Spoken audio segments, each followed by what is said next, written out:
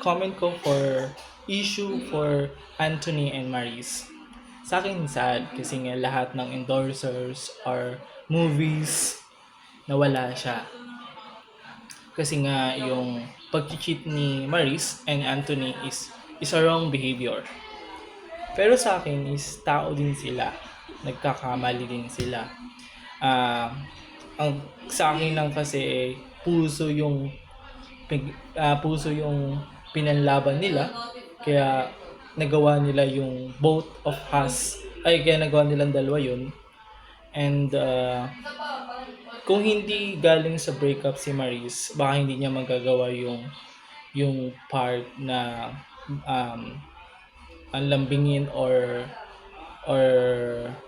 akitin si Anthony kasi nga pero ang part naman sa akin naman kung si Anthony ay is a good person at a good guy hindi niya papatulan yung yung babae kasi nga in a relationship pa siya tapos kung may mga idwaan sila on means meron silang walang may pagkakalabuan na sila nung girlfriend niya ayusin muna niya bago siya makipag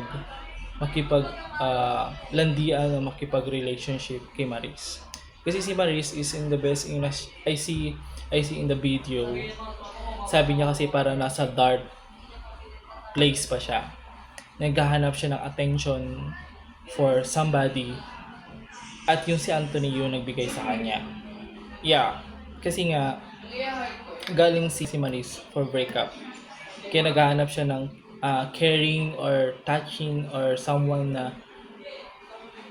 na magiging ano niya this is the both of us is wrong pero kasi nga cheating is number one not good for in a relationship lalo na kung artist pa sila pero sa akin dihado si Maris kasi babae siya. Tapos si Anthony hindi agree ako na yung apologize niya hindi rin sincere. And sa akin din kung good person ka o good guy ka, hindi mo papatulan yung babae. Kasi nga in relationship ka pa. You need to respect the lady kasi nga kailangan mong i-check yung kung ano yung magiging feedback or magiging mangyayari if kung itutuloy mo yun. Kaya sabi nga nila nasa huli ang pagsisisi. Kaya ngayon, nagsusuffer sila about the chismis and pero sana itong nangyari man kay Maris at kay Anthony maging learn and the trending chismis for Maris Anthony.